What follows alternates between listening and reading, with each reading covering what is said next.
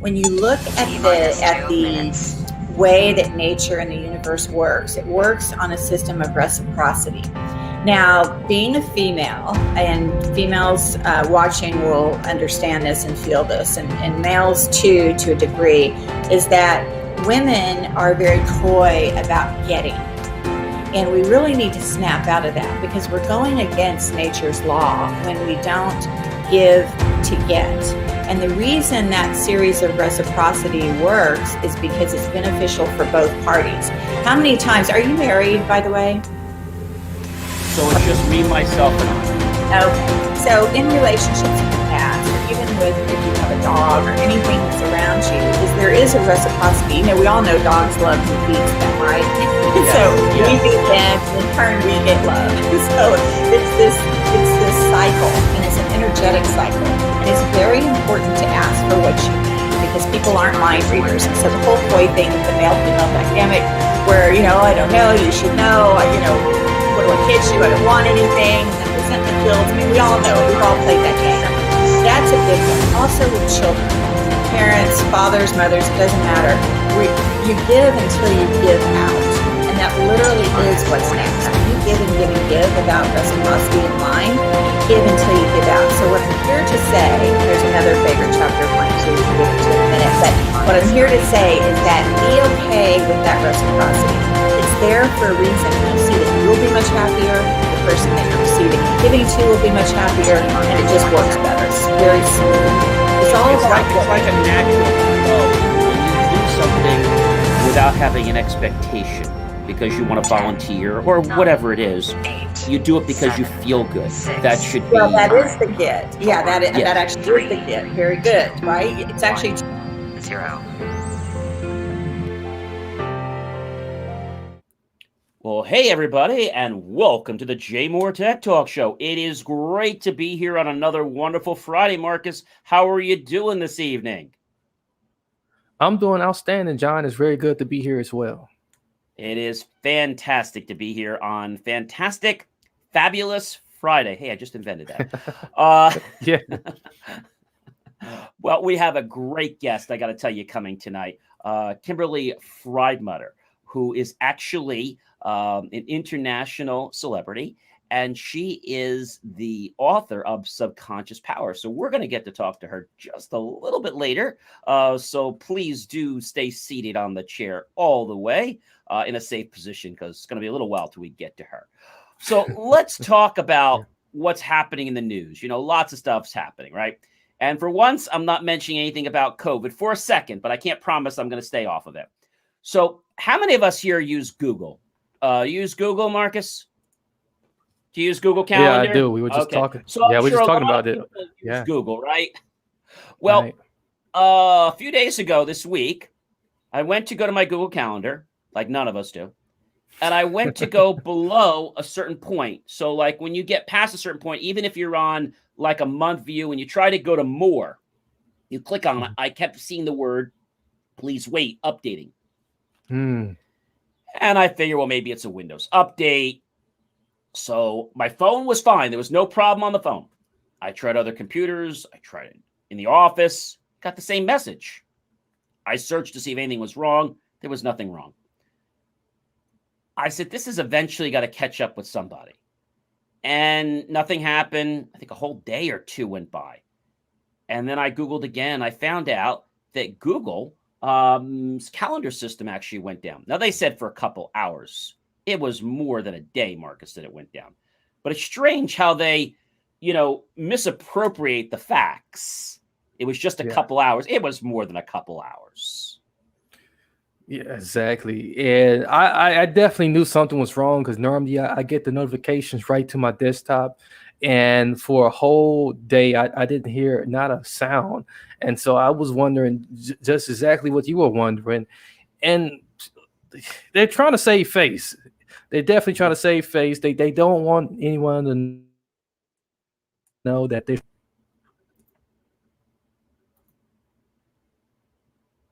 We might have lost you there for a second. I'm not sure if we lost you. You back? Yep, I'm here. Okay. We lost a couple words there in some transmission errors. So, yeah, I think it comes down to the fact that Google they all make mistakes, but why don't they just fess up and say, hey, look, we had an issue, we had an outage, and people wouldn't be so bent out of shape. What really pisses me off with a lot of these companies is they try to make it seem less than what it is. Okay. And the media does the opposite. They make it worse than what it is. But when a calendaring system goes down, you have to realize this affects a lot of executives, a lot of business owners, a lot of serial entrepreneurs like myself.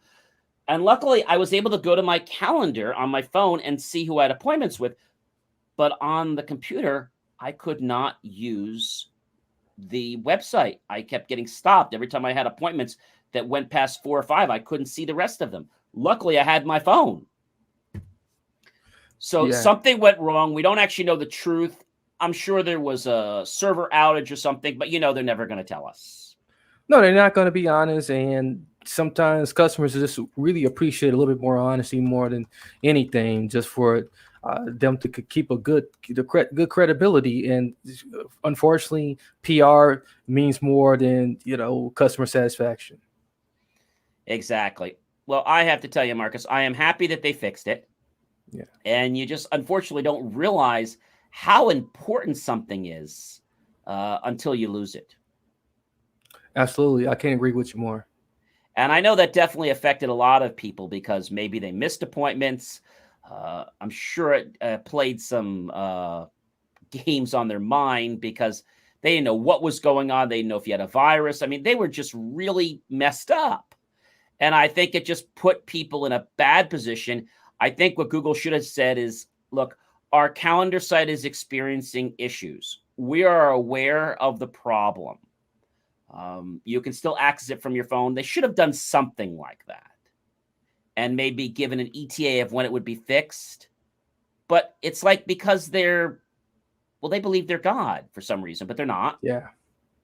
But because they have that in their head or their egos, they believe they don't have to tell the truth to people. So I really hate that, whether it's Google, whether it's Microsoft, any company, to be honest, Marcus. I think no company should be able to escape the confines or the precipice that people need to know the truth.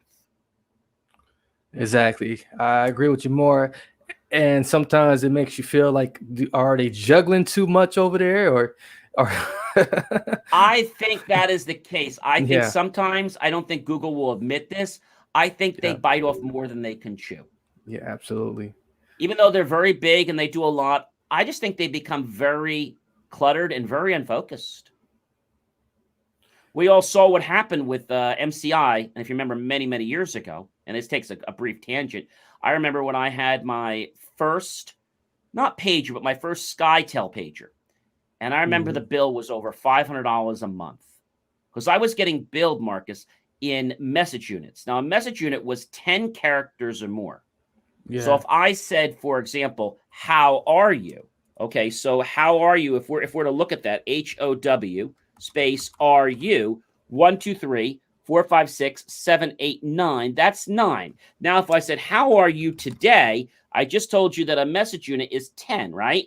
Yeah. So that's going to be 1, 2, 3, 4, 5, 6, 7, 8, 9, 10. And then you got 1, 2, 3, 4 that are part of another message unit. So in those days, I was getting billed, okay, for that. Now, I think the math, if I had to do this right, I think it was something like 40 or 50 cents. Jeez. Okay. So that meant that it was not costing me 50 cents for that. That was actually costing me $1. Why? Because SkyTel didn't bill in fractional message units. Yeah. Can you imagine if people today or teens had to pay those kind of bills? I think they'd have a heart attack. Yeah, they definitely will text less. I used to get voicemails. And at that time, we didn't have very sophisticated notification systems. We would just get a number on our pager. And that number would be like the extension number, 3 digits, 2 digits, 4 digits, 5 digits, 6 digits, whatever your mailbox was. And so imagine if your mailbox was 2 digits, 3 digits, whatever it was, but you got 10 of those a day. You got 10 voicemails. Now, sometimes they would send an alert every time a voicemail message went out, which is great. But a lot of people had that turned on to keep doing the reminder if you didn't log in within an hour. So that really ate up message units. So Yeah. 10 times 10, right? 100. And imagine if they had repeat on, that could be another 300. So we could easily do the math on that, right? Right. So if you had, let's just say that was that message unit, and now you have 100, okay? So 100 times that one message unit, you might say, gee, John, that's really not a lot. Okay, it's not a lot. That's $50. Yeah. So let's take that times 30 days in a month, guys. You're at $1,500. That's ridiculous. And I was paying close to $500, a little more with an enterprise plan because I gave them so much business, and I texted other things. And we always tried to keep messages in codes. Yeah. Because it was expensive to type out an entire sentence. Yeah, it absolutely was. A lot of my friends, when they would travel somewhere long, they would let the phone ring once or let it ring twice quick, and then they'd hang up. And they'd call back, another 2 quick rings and hang up. And that meant don't answer the phone. I'm home safe. Yeah, I remember those days. Yeah, that carried over for a while. Yes. And then now we're over to voice over IP, and now we're paying basically nothing for phone calls. But Speaking about paying and speaking about our mind and changing things, my next guest is really a treat tonight. Her name is Kimberly Friedmutter. She is the author of the book Subconscious Power. She's a hypnotherapist and a life management expert, and the American actress and model best known for Evil Obsession, Time Under Fire, and the reality series Sin City Rules. She is an amazing person, and she helps people in her book and through coaching through a hypnosis practice that allows people to change their lives. So I think this is really amazing.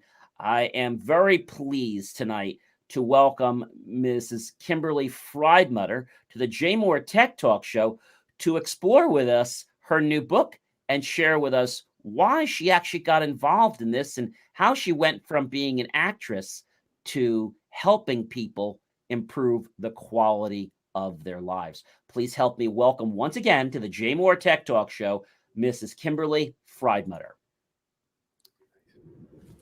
Well, hey, everyone, it's John C. Morley from the JMOR Tech Talk Show, and I am so pleased today to have Kimberly Friedmutter with us, who is an amazing lady. She's very talented, as you know, but she recently came out with a book, Subconscious Power, Using Your Inner Mind to Create the Life You've Always Wanted. That's a mouthful of words. I have to ask you, before I ask anything about the book, what got you into this field? I mean, this is amazing. I've always loved NLP and also studied and became certified in hypnosis. What got you into this field, Kimberly? Well, it was funny timing because I had a radio talk show on KLSX 97.1 FM in Los Angeles, which those of you that have listened to that station before would know that it is the home of Howard Stern. And so you can imagine there was a lot of male influence, and it was I was nervous and had stage fright, and clean and simple. So I thought, I had heard about hypnosis, and I thought, they say that this could help you get rid of these little tics or issues or whatever. And so I went to a hypnotist. I found one, and she worked on me, is like lack of a better term. And I didn't really feel anything. Like I just felt super relaxed and, didn't have like any aha moment or any big epiphanies or anything. However, what did happen was the next time I went on air, I couldn't find the fear anymore. And it was an interesting thing because I thought, well, maybe it just hasn't happened yet. Maybe it's, later in the show, or maybe it's, maybe there's something that will trigger it. And I kept really looking for the fear. I mean, literally around every corner waiting for it to show up, and it just never did. And so with that, I thought, what else, just take a personal inventory. What else would I maybe want to work on? And so it just telescoped from there on. And then when I became such a advocate of it from my own personal experience, I decided to really look into it and start learning about it, simply because I'm like a path of least resistance girl, and I like to do things the easiest, fastest way possible, efficiently, of course, but the easiest, fastest. And this worked out for me. That's an amazing story. Now, the question I have next is, what got you from that stage to writing a book? I mean, that was a big jump. Yes, big jump. And so what happened from there on is like everything, I just kind of went all in and started developing clientele. And yeah, it was fairly easy because I had the radio show and I was in Southern California at the time. And so that just became this career. And then within the scope of that career over many, many years and a few decades, HarperCollins reached out to ask if I would write a book for them, simply because I had some celebrity clients and some pretty magnificent things had happened in my office and that were reported on. And so they wanted to know more about it. By the time I turned in the proposal to HarperCollins, that editor had left HarperCollins. So we put it out on the market and Simon & Schuster became my partner in the book.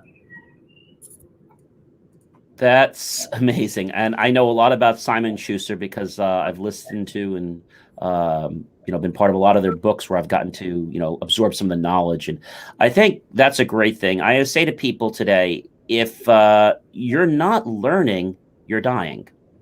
Mm-hmm. You have to keep educating yourself every single day. Everyone says to me, education ended when I got out of grade school or I got out of high school or college. I said, well, that's when the real learning begins. Yeah. So that's just the foundation that sets you up to become the person you have the potential to be.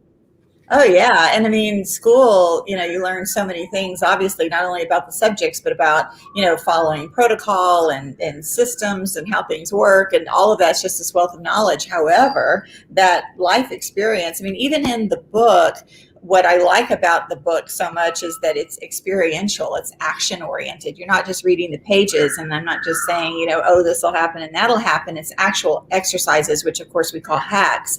And what's neat about that is everything, true to my nature, is super fast and easy. So nothing takes more than like 3 minutes, I think is maybe the longest exercise. But the beauty in that is that it's experiential. And of course we all learn by our glories and our mistakes, but we have to do it. Both. I got the privilege of finishing the book just the other day, and really amazing. It's the first time I ever heard the term hacks for hypnosis or psychology. But I guess it's kind of like a real quick 1, 2, 3 way that you can, get yourself back on state or whatever the hack is for. Why don't we talk about one right now? Again, I don't want to go through the entire book. We want people to obviously get the book from you. But what would you say is one of your favorite hacks that you'd like to share with our viewers here tonight? My favorite and fastest hack, again, true to my heart, fast and easy, is something just that relates straight to the brain. So if you imagine that you have a negative emotion, or maybe you feel anxious or fearful or upset or whatever, or disappointed, it can be anything, it doesn't matter. Stare at a point straight ahead of you. Just stare at anything, and you can do it with me while I'm doing it now. So you can do it with your eyes open, it's fine. Just stare at a point and then allow your eyesight to diffuse to either side of that point. So we're softening our focus, we're opening up our gaze. So we're still staring at that point, but we're allowing our eyesight to diffuse. This is engaging your peripheral vision.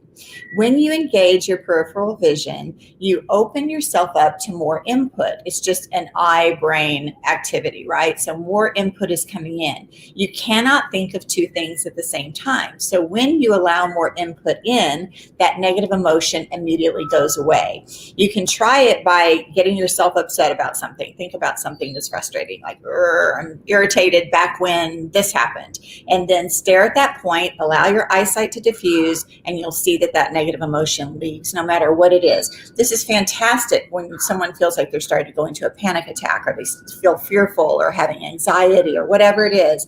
It doesn't matter. It might be me being irritated that the gardener is blowing right outside my window during this.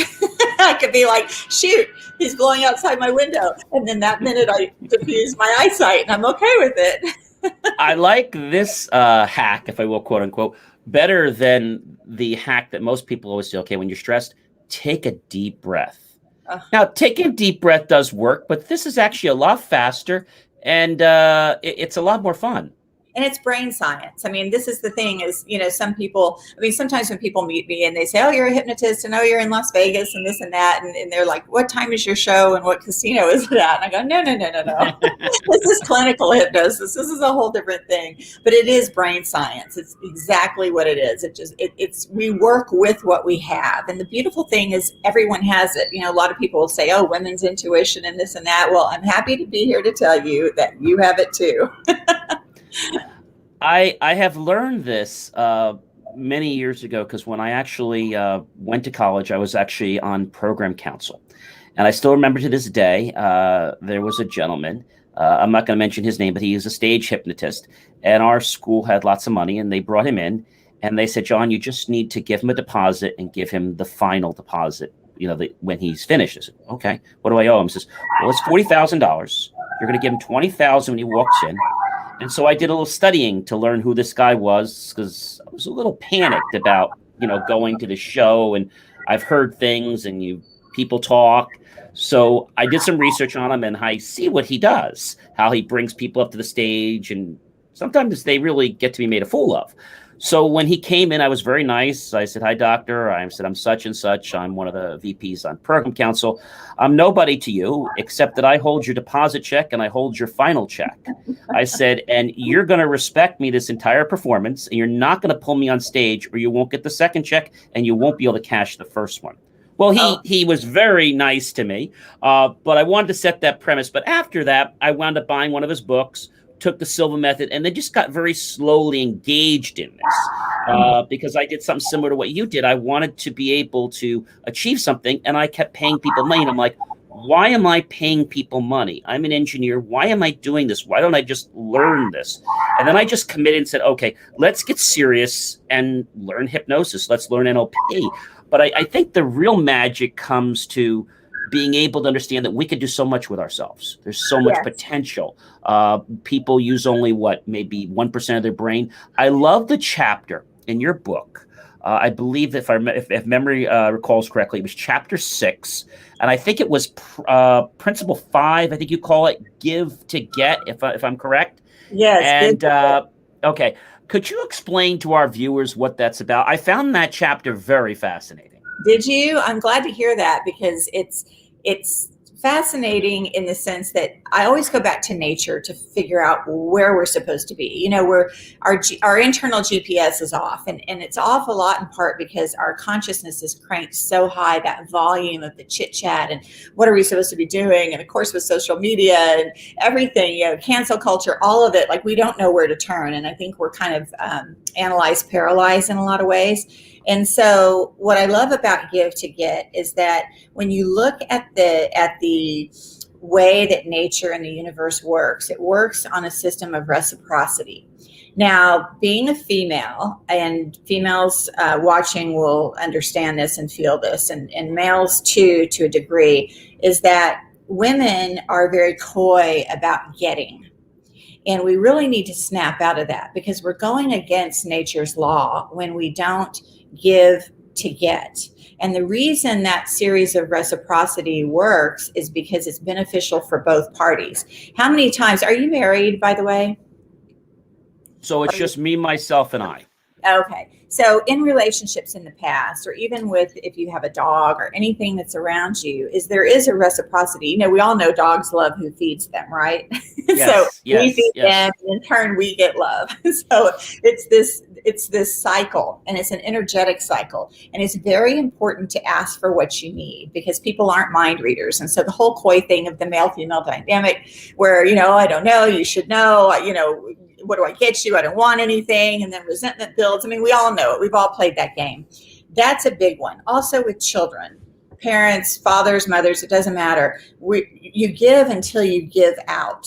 And that literally is what's next. When you give and give and give without reciprocity in mind, you give until you give out. So what I'm here to say, and there's another favorite chapter of mine too, we can get into in a minute, but what I'm here to say is that be okay with that reciprocity. It's there for a reason, and you'll see that you'll be much happier. The person that you're receiving and giving to will be much happier, and it just works better. It's very smooth. It's like a natural flow when you do something without having an expectation, because you want to volunteer or whatever it is. you do it because you feel good. That should be. Well, that is the get. Yeah, that Yes. actually is the get. Very good, right? It's actually two gets. If you're giving money, the government even understands the series and level of reciprocity, and it allows you to take write-offs, right? I mean, even Yes. the government gets it. And so the whole idea is that it is a give and take. You feel better. That's your get, right? When you give.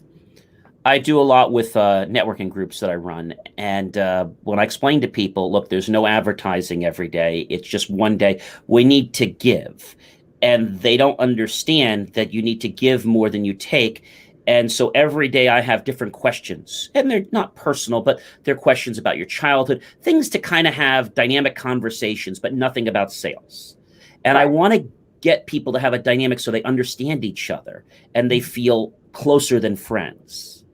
It is my hope that by doing that, we're going to build a group of trust. Everyone's always like, oh, well, what do you do? What do you do? I'm like, okay, why are you asking that question? Now, I don't mind that you're asking what they're doing, but I want to preface that and say, please, no links and no company names. You can share your generality in what you do, because that's okay. And I think everyone's always looking for that, I guess, end of the rainbow before they even start. You know, they want that end before they start. What's your other favorite chapter, Kimberly? My other favorite chapter is Judge Thyself and Thy Neighbor. And again, I'm here to bring judgment back, because one of the things that we have done in our PC culture, which is very important, but we also need to be able to monitor the volumes of that. Your subconscious is so dialed down, and we're so not listening to what we are in alignment with and lined up to listen to. And then on the other hand, we've cranked up the volume on that consciousness of what everybody else is doing, and all this is that we feel bad if we get a feeling about someone that might not be positive. So in the book, there's a chapter about judge thy neighbor and thyself. And the whole idea is you're judging someone for ecology for you. Either is someone good for me in the short term, the midterm, or the long term. I mean, this really comes into play in business relationships. It definitely comes into play in interpersonal relationships, even familial relationships within your family circle, inner, mid circle, and outer circle of relationships. I go through the whole thing because you can feel someone. I mean, this is the thing about even online, when you get text, you can read between the texts. You can read between emails. I mean, nobody's fooled here. Our mind is so adept to being able to seek judgment. And that's actually our first line of survival. We come out hungry, thirsty, and in judgment of, are you safe? I like that. There's one thing that reminds me of many years back. I've known some people where, things may not be going the way they want. And I come up with two things. One is when things aren't going the way you want, that's actually a good thing, because we're all here for one reason. And I still remember this when I quit my very first job when I was out of college. I took a part-time job for the government. And when I left after being there for so long, and they weren't treating me very well, but I just said, I'm doing this for another reason. And at the end, I went up to the HR person. I said to her, let's just say her name was Mary. Mary, I want to thank you. She's looking at me. She's like, what do you mean, thank you? She said, I didn't do anything for you. I said, no, I want to thank you. I said, this has been great. She doesn't get it. And I was like, I just want to thank you. This has been a wonderful experience. You're a great group of people. And thank you so much for helping me become a better version of myself and helping you become a better version of yourself. She said, John, what are you talking about? I said, this is my last day. And she just went into this. Yeah, she went into this trance. And I was like, thank you. Because, you guys gave me the courage to know that I need to move on. Mm-hmm. And they were just so. But the other point that I bring up is that sometimes people don't take the responsibility to act on their own. They bring the law in, or they bring other people in, I'm going to say, to fight their battles. When there's nothing really wrong, they, whatever you pass from the lips, you can't take back. Mm-hmm. And a lot of people don't understand that.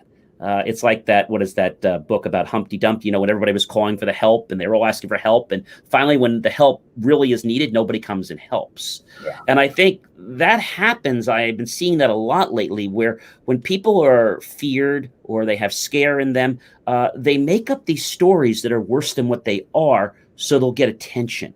Yes. And I think that's terrible. But this leads me back to something else, Kimberly, and that is, because you talk about a lot of wonderful things. What is it that you would advise somebody if they want to achieve their goals? what is the most important thing? Like, I know every day I write my goals out. I spend maybe 3 or 4 minutes, and I wrote 7 or 8 of my goals out, and I feel them every morning, and I spend about 9 seconds on each goal. What would you advise somebody that really wants to get to their goals and be a manifester faster? Well, it's very similar to what you're saying that you do, except I would do it at nighttime. First of all, I would get subconscious power, use your inner mind to create the life you've always wanted. And the reason is because there's so many things in here that can help you with business and life and relationships and all that. But the thing that you do that's so brilliant is you do it in the morning. I would do it at night. And the reason is because right before you're entering that trance state, which is a natural state, by the way, it's where we just start to, it's a natural part of us. We go into trance many times a day. If you think of staring at a fire and losing your thoughts, your conscious thoughts, or daydreaming is a perfect example of trance. But I would do it at night, right before you trance out to go to sleep, that moment right before you're fading into sleep, and also right before you're waking up. But take a pen and paper and do a little list, whatever that list is, of your things that you have questions about, quandaries about, solutions that you need, things you need answered, anything like that. Put it on a piece of paper next to your bedside. Jot it down, because that connects the subconscious to the consciousness. And then in the night, because your subconscious is a worker, it loves to work at night. And so in the night, it'll start to solve, and it'll start to problem solve and give you answers to these things that you desire. It's one of those things where when you wake up, you'll feel like you're having an aha moment or an epiphany, but what it is you actually set those questions on paper. And then so it's 2 times. It's not just you should do it in the morning and do it at night. Well, you do it in the morning because it's a conscious exercise for you. Yes. I like it at night to take it subconscious, because so don't do it both. Just do it faster. one time. Just do it one time at night. Well, I don't think there's anything wrong with doing it consciously in the morning like you do. I would just add this to your regimen. If someone already does it in the morning, fantastic. If you don't do anything at all, do it at night, because let that subconscious multitask for you while you're sleeping. I used to put, I got one of these nice books, and it was not like a $2 book. It was a nice book that, and what I do all the time is I open the book up, and it's usually in my car. And before I start my car, except when it was very cold, then I've taken the book inside. And like this morning, I had to catch up 4 days because we had snow here. So that was a little challenging. But what I do is I open the book up, and I'm just like, okay, I'm opening up my subconscious, and I'm writing into my subconscious. And now, even though I'm closing the book, I'm not closing my subconscious. I am cementing that into my mind to work on it. Beautiful. Beautiful. Yeah. Just so you know, your subconscious is never closed. It comes into this experience with us, and it leaves with us, because the thing is that it is your cellular memory. It's your cellular intelligence. It's everything going on. There's a lot of talk now about the second brain being in the gut. It's all of it. I mean, if you're going to study some part about yourself, this is the part. The reason I wrote the book Subconscious Power is strictly because I wanted people to be able to have a happier, easier life. It was very important to me to get that message out. It doesn't need to be as difficult as we make it many times. And so literally allow your mechanism. You have it. The book is just a manual of how to utilize it. You already have what you need. Allow that to work for you. It's almost like I like to bake desserts. It's almost like, you have a recipe, or you could do your own recipe, but let the recipe work that you've come up with. Like, just put it through its paces and trust that it's going to work. Like if you're going to make cookies or make a flan, trust it. Don't keep trying to tool with it. Once you got a recipe that works, just let the process yield what it's supposed to. Right, because cooking is chemistry, and nothing's more chemical than our mind and our brain. So you're absolutely right. Sometimes just the allowance of things just to be what they are is like really freeing. And now with everything happening, obviously with the pandemic going on and things like this, I know people are getting a little bit, a little bit hypochondriac by everything, thinking something's wrong with them. I know you go into the store now, and everybody wants you to stay 50 million feet from them. I'm not talking about 5 feet. I'm talking like 25 feet. Right. And, you go and you turn the curb, or you move your carriage, and somebody's like freaking out. Well, don't come near me. I'm like, just making a right-hand turn, or I was just picking this up. You dropped this on the floor. I was just leave it there. I don't want you to pick it up. Okay. They get a little bit, I don't know. I agree that we need to be mindful, because I'm also a first responder, but I think what people don't understand is that the masks are not really doing what you think they're doing. They're cutting it down, but you can still catch it with the mask. Yes, it's making everybody feel better because now it's the face of the virus. So if you see someone with a mask, it looks like it just feels better to the psyche. Yes. Exactly. I mean, I think once they now say that it's done, I believe that once somebody does contract it, unfortunately, their body's going to develop and be able to get rid of it faster. And our own immunity is going to actually be able to get rid of it because we're going to develop it. I know every day I take a vitamin D every day Yes. to help build the immunity up. But a lot of people, they have this attitude. And I always say this, Kimberly, if you're not part of the solution, you're part of the problem. Yes. And I think there's still some challenges that are going to happen yet. It's not over, but people are just looking for things to just, go back. But they're also looking to make excuses, Kimberly. This is what I'm seeing. They're looking to make excuses. They don't want to work. They want to work from home, but they're just making excuses because of COVID. Oh, we can't do it because of COVID. Well, yeah. Why? I mean, it's like, we can't ship it to you because of COVID, or your package you'll get there next week. Well, why? Well, we're so behind because of COVID. What do we do when it goes away? Well, that's I say, yeah. What are you going to do? So a lot of great things in your book. I love the way you do the hacks. I think that is great. And what would you say if somebody is, let's say, a little bit apprehensive about wanting to read the book? What would you say to them about that? I would say action, action, action. Go on Amazon, order it. The thing is that it's about working your own mind. There's nothing woo-woo about self-hypnosis. There's nothing woo-woo about trance. How many times do you open the fridge and you forgot what you went there for? Or you thought, am I really hungry? Or you're driving those, stretches of miles and you don't remember, consciously how you got there. And so it's all of that. We're so built for trance. It's just who we are. In fact, if you have children, here's what I would beg you to do. I'm just going to go to the begging zone. Is I would beg you, if you have children, to let them daydream. If you can, please don't interrupt them while they're daydreaming, because they're connecting to something bigger than self. They're connecting to something bigger that's not in the room. They're connecting to something that could be their greatness. Allow them that, because that's the space that we go. It's like the screensaver on your computer, right? You just can't be constantly working. You've got to let that mind go. And so one of the most damaging things we can do is to interrupt someone in a daydream. More talk to them about it. Hey, where'd you go? What'd you do? What'd you think? What'd you see? It's all of that. Our imagination is our greatest ally in this. That is amazing. I mean, I know when I started believing more about this, Kimberly, because when I first started studying this when I was out of college, it was more like something that you would say is pie in the sky. Mm-hmm. And I remember getting out of college, and at that time, I think I was driving a Jeep, and I really liked my Jeep, but I had this desire to have a more luxury car. So I took a picture of the car that I wanted and put it on my computer as a screensaver and also as the background. And I don't know how, but within 6 months, that car showed up in my driveway. Another thing that happened, so a little bit about me, that I'm an engineer, and about 7 years ago, I had a very large marketing and advertising company doing all of our work, but they weren't doing anything well. So I fired them. Now, that was a big, bold move. And I decided that I needed to do something else. Like, I need to become this. And then I built a whole print marketing, graphic, and design company, PR.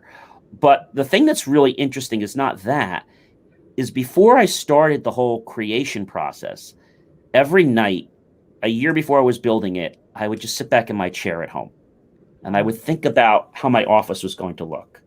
I thought about what the doors were going to look like, what the lights were going to look like. I even thought about what the access control was going to look like, where the machines were going to be placed. And it seemed very crazy.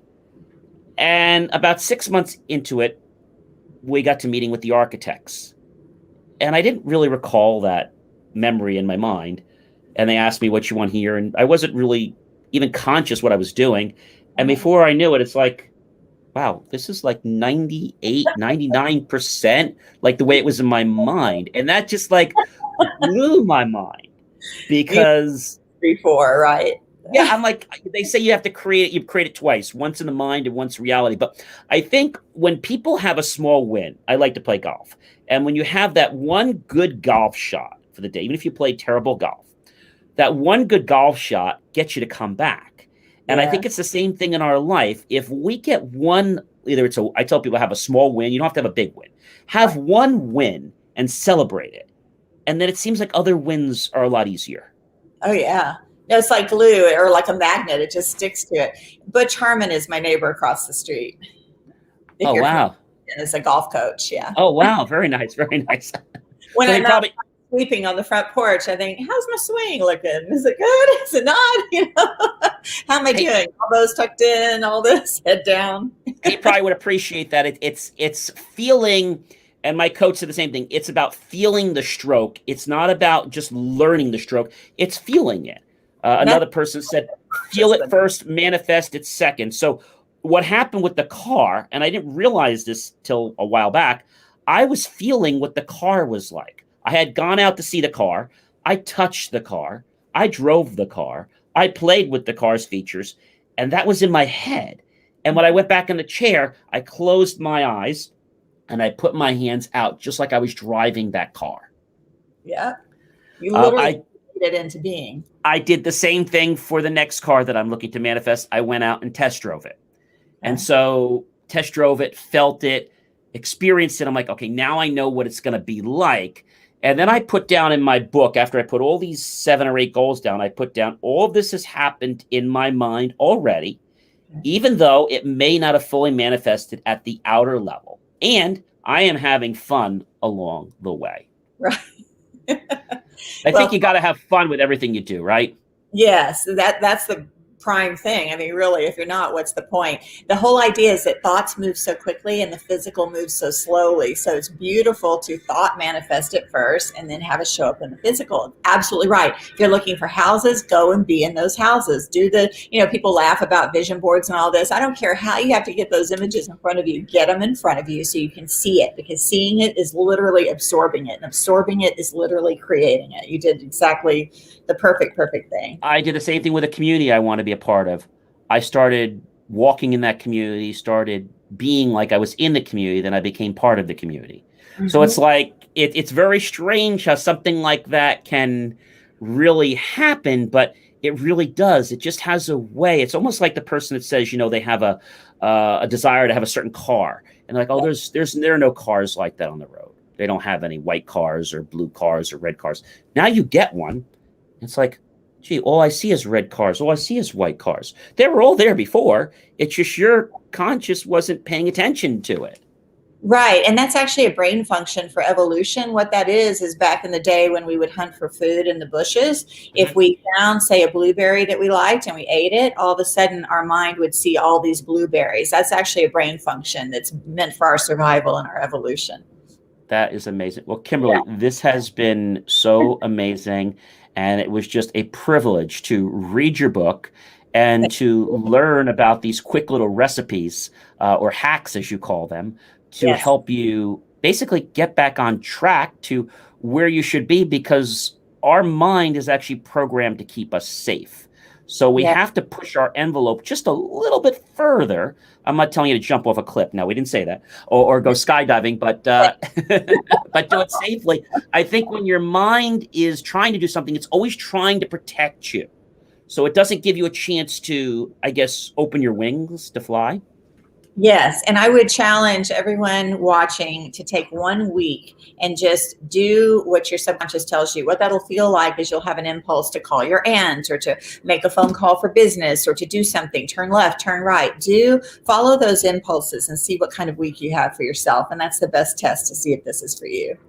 Kimberly, thank you very much for your time. We appreciate you being on the JMOR Tech Talk Show. And we hope that when you do work on new things, is there another book in you? Are you working on something else right now? Yes. In fact, thanks for asking. I'm working on a fitness book, and nothing is more connected than our mind and our body when you do that. And I would suggest to people, if you're trying to get in shape for the summer, go ahead and, put on your shorts. I know it's winter, but put on some UGG boots or do it Malibu style, big sweatshirt, get connected to your body.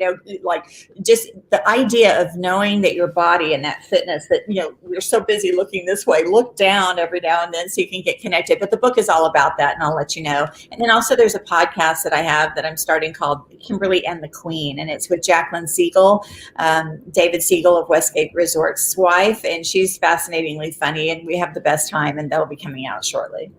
Well, let us know when that comes out. We would love to read that book and share that with our viewers. Again, thank you so much, Kimberly Friedmutter, for being with us today on the JMOR Tech Talk Show. We wish you all the success and prosperity with your new ventures, your endeavors, and your current business. Thank you. You're welcome. So, Mrs. Kimberly Friedmutter and subconscious power. Did that send your mind racing for more information? Did she not keep you on the edge of your chair? Definitely, it definitely really opened up some new revelations for me, and I certainly think that the audience have gotten some new revelations too on just like just exploring the different many possibilities of how to hack into uh, things regarding personal development. That's basically what she's known for, is her hacks for life, how to Yeah. get to things very quickly and easily. So it is a great book. I did have the chance to read it. And of course, we will have a link to that on the JMOR website once the transcript. So in case you guys are wondering, within 7 to 14 days of our show airing, we actually put it on the site, and we have a full transcription of the show, as well as any information that the guest may have, such as a book, etc., and where you can purchase that. Now, I said to you we couldn't have a show. At least I was kidding. We couldn't have a show without COVID, but unfortunately, we can't. So, or Elon Musk, for that matter, right? Yeah. So Elon, a few days ago, had decided that he was not going to support the vaccine. And I quote him. He says, to be clear, I do not support the vaccine. Okay. And he basically, had a lot of people that didn't like that. And, and his quote is, there were quite a few negative reactions to the second doses. So he was really on the fence, and he really was affecting a lot of people, Marcus, from taking this vaccine. Now, just about a day or so ago, he came back, and Tesla's chief, Elon Musk, now has expressed support for the COVID-19 vaccines. And this is just a turnaround from what he had said before. Again, remember, the world's second richest man as of today did try to, I guess, I don't know, pick up the trash that he laid about this, or contaminated with everyone else. He made a mess on Twitter, and it seems like he did get people to understand that he does clearly support it. This was actually made clear on Wednesday, and I will quote what he tweeted actually, is the science is unequivocal. Yeah. It's pretty amazing because when you look at some of the opinions he has expressed on the pandemic anyways, some of them have just been complete opposite of what's close to fact, or what now he's saying science is. And this was all last month, by the way. This wasn't a couple days. Yeah. This was all last month. Yeah. And no disrespect to him or anyone else, and I don't care whether you have $1 or $1 billion to your name. It just goes to say, just because somebody has $1 billion or more, that doesn't mean that they're the smartest person, or that they know about everything they're talking about. Okay? Right. You have to realize that we have to look at the common sense. Let's take a common sense plug-in, all right? Let's just all download a common sense plug into our brain if we don't have one. Plug that in and just say, hey, does it pass the litmus, or we'll call it the BS test? Does it pass that? Or is this something subjective? Like, are there facts? Everything we talk about on the show, when I give you an opinion, most of the time it's based on facts. And it's based on case studies that we've done. It's not, well, I think the Russians are attacking us, or I think China is starting to come after us just because that's the way I feel. No, I have data. I know that's the case, but I have data. I see it on the servers. I see what's going on. I see the way bots are being written now to avoid something as simple. What we used to write that would fool a lot of people was a mathematic captcha, where I'd have like 7 plus 3 is 10. Then I vary it, so I worked the word 7 plus and then a 3 and alternate. But the bots can figure that out. So now you have to get even more creative, like make a picture and have somebody have to take that picture. I don't like the things where help me find the fire hydrant or help me find the treehouse or help me find the bridge. I don't know about you, but I have to do them at least 3 or 4 times. Yeah, they do take. Help me find the bus. Oh, there's a little tiny bus on the fence. I didn't see that one. I mean, yeah, I like the ones where you would listen to the audio message. They were annoying, but at least they were easier. Yeah, they were. So I don't know. I think something definitely has to change about them. But my moral of the story here, Marcus, is that it doesn't matter who it is, whether it's Elon Musk, whether it's Jeff Bezos, or whether it's someone else, whether it's the president of the United States, or whether it's Fauci or anybody, okay? We can't go believing somebody just because, right? Right. And I know in high school and college, or maybe not in college, but high school and in grammar school, you believed your friend because he was your friend or she was your friend. But they had no clue what they were talking about. But somehow you just felt compelled to believe them because it was the in thing to do. Why are we jumping on the bandwagon, Marcus? Why aren't we using common sense to figure out what really is probable? And I'm not saying you're going to be right all the time, but I got to tell you something. You're going to be right a lot more times than these people are. And the only reason people are listening to them is because of their perceived value. Now, I'm not saying they're not worth value. What I'm telling you is their perceived value. Just because they're rich or they're wealthy, that doesn't mean that they're intelligent. I'm not saying they're not intelligent. I'm just saying that doesn't make them an expert on everything, right? Do you go to your barber who, let's say, knows 2 or 3 people that had a certain type of surgery, and you talk to them about it? Does that make him an expert? No. Oh, not at all. He heard 2 people that while they were in the chair, they had this problem and that problem. He's not an expert. That's all hearsay. In the court, you can't use somebody else's testimony of what someone else said. No, it doesn't work. Stand up at all, so yeah. So why, Marcus, I have a dumb question. Why are we as humans, as Americans, as citizens of whatever country we're from, believing this nonsense? I have to believe we're smarter than this, Marcus. Yeah. We tend to have a fascination with like trying to stay in the in crowd and looking up to people and whatever's like popular at that time. We'll jump on that trend. But as we see here, sometimes fact is going to always trump whatever is being thrown out there. So you just can't get caught jumping on these things that's just not even real. On one of the shows, not today, but another show, I'm going to tell you about my story of how I started a marketing company and how I fired one of Manhattan's largest publicly traded companies. I'm not going to mention their name, but I'm going to tell you how I fired them and my story, and how just because somebody spends money on advertising doesn't mean they're the top dog. It means they have the power to manipulate you and I and the world, but it doesn't mean they're the ones that you should give business to. All right, so I'll get off that soapbox for a minute. So thinking about what's happening, everything in our world, people are becoming more concerned, whether it's COVID, whether it's identity being stolen. I'm sure you know this. There are countries out there and places, Marcus, this has been going on for years, but it's getting worse, where they're putting in claims for an unemployment for you in a country or state you've never ever worked in or been in. And now they're taking a loan on that, and it's going against your personal credit.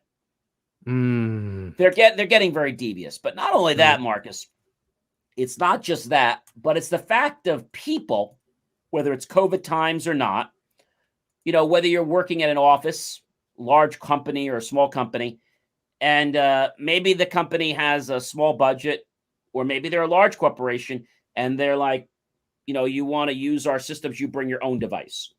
You bring your own phone. It's called BYOD. It's been out for years. Mm-hmm. Or bring your own laptop and we'll set what's restricted. Well, they have something now, Marcus, called Zero Trust. Now, it's been out for a while. It's not like many traditional security. The way Zero Trust works is nothing is trusted. Okay. Now, you may remember a while back, Google said that they invented this. They didn't invent this. Okay. But they tried to take credit saying it was their chip. Well, maybe they helped to design the chip, but that chip came out because of a consortium that was formed of the internet communities and safety and the web coalition. That's where it came from. But they never admitted that. So my point is that with Zero Trust, you don't trust any device in your network. And you assign what trust that device is going to have. So you trust nobody. Right? When you meet somebody, do you trust them when you first meet them? No. Maybe you don't think they're going to harm you, but you don't have really any trust. Well, in Zero Trust or Zero Trust Network, it's even worse than the way we would treat a stranger because we're at least cordial to them. Well, Zero Trust means, okay, I don't know you. I'm not even letting you do anything.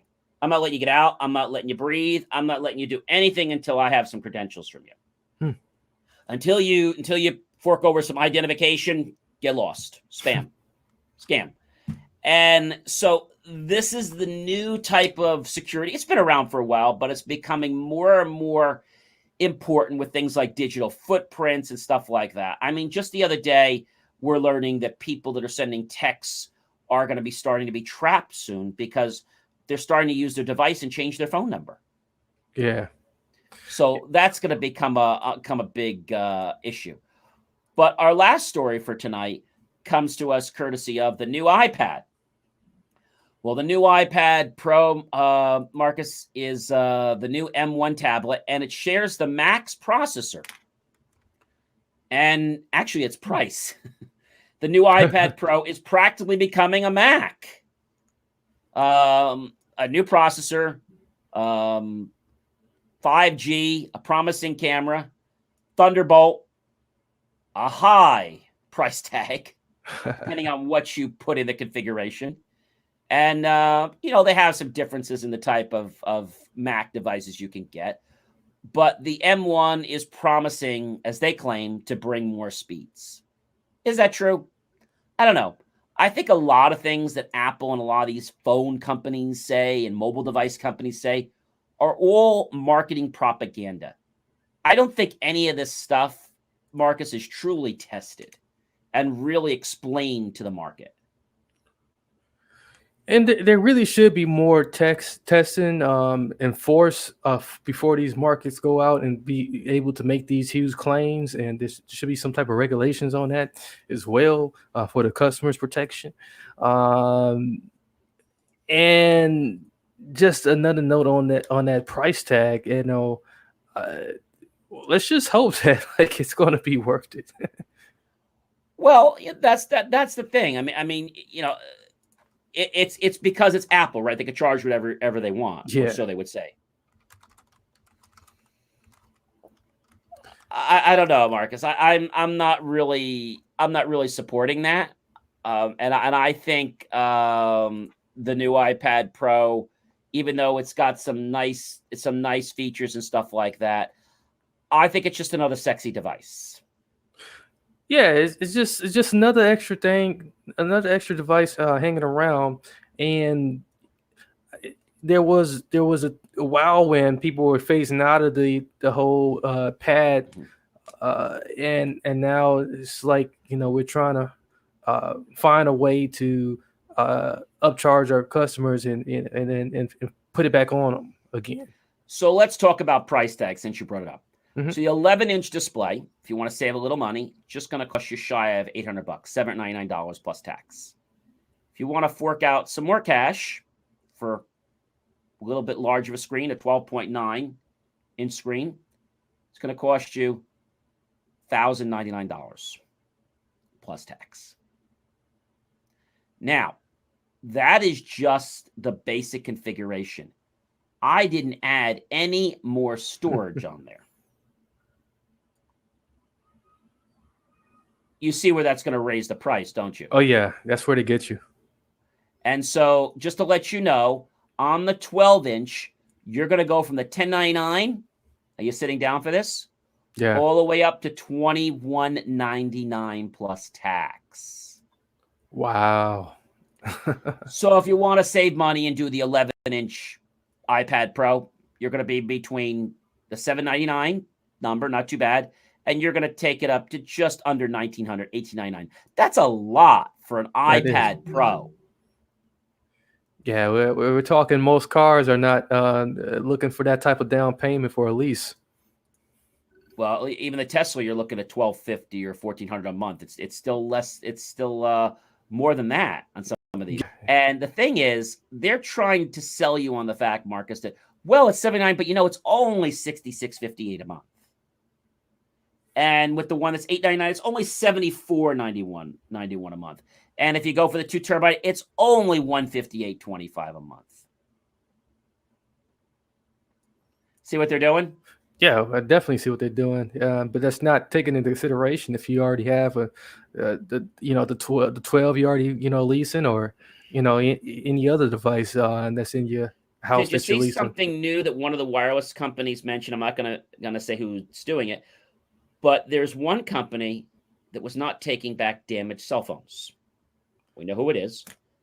They're now taking back damaged, cracked cell phones at full value. Huh. So very, very, very interesting, if you ask me. Well, we are at the end of another Friday night JMOR Tech Talk Show. Next week, ladies and gentlemen, I have another great guest. I'm sure you knew that. This guest is Chris Bordisa. Now, Chris Bordisa, I actually am very fortunate because when these guests come, they're very kind to send me their books. She has a book called The Attainable Sustainable, and she will be on my show. Now, I didn't read this book cover to cover because this book is not a book you read cover to cover, ladies and gentlemen. This book is like an encyclopedia reference book. There's 319 pages in here. It's put up by National Geographic. It's not a book that you're going to read from end to end, but it is a great reference book. So we're going to learn a little more about sustainability in the home and the business. So those would be some great things. So definitely stay tuned for that.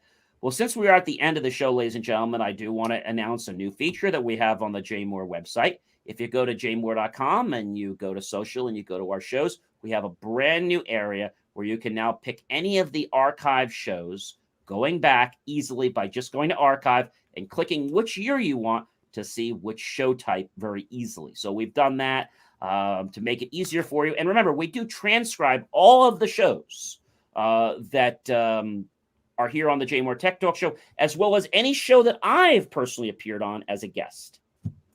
Recently, I was on the Shelley Mack show, and that'll be we'll be popping that up to the site very soon because it does take us about 7 to 14 days.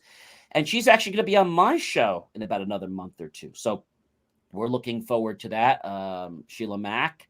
And we have some great guests coming up. We have another guest coming up just to give you guys the rundown. So you're not going to get bored and you're going to keep watching this great channel here.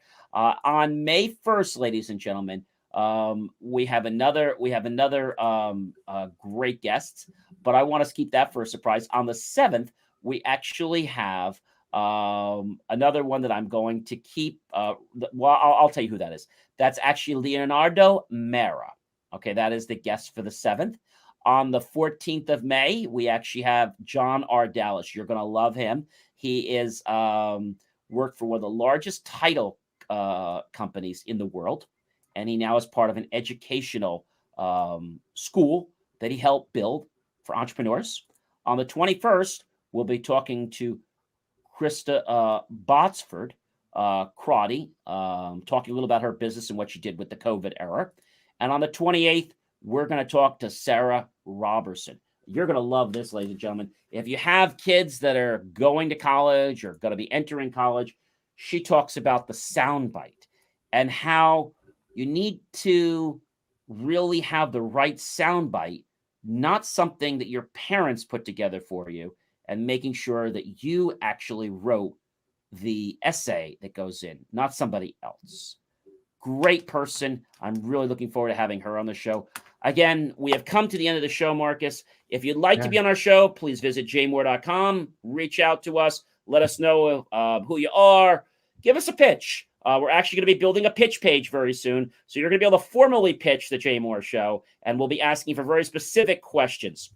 Right now, I do need to let you know there is no charge to be on the show if you're invited. Starting in June, that's going to change because we're getting so many people that are asking to be guests on the show. If you have a product you'd like us to unbox, let us know about that. You just have to donate the product to us and we'll unbox it on the show. Again, it is always a pleasure to be with you. I hope you stay happy, healthy, safe, and of course, be smart. Practice social distancing, enjoy the beautiful weather, and realize there's so much potential in this world when you use technology to benefit everyone else. I guess we got to say goodbye, Marcus. Bye. Bye, everyone.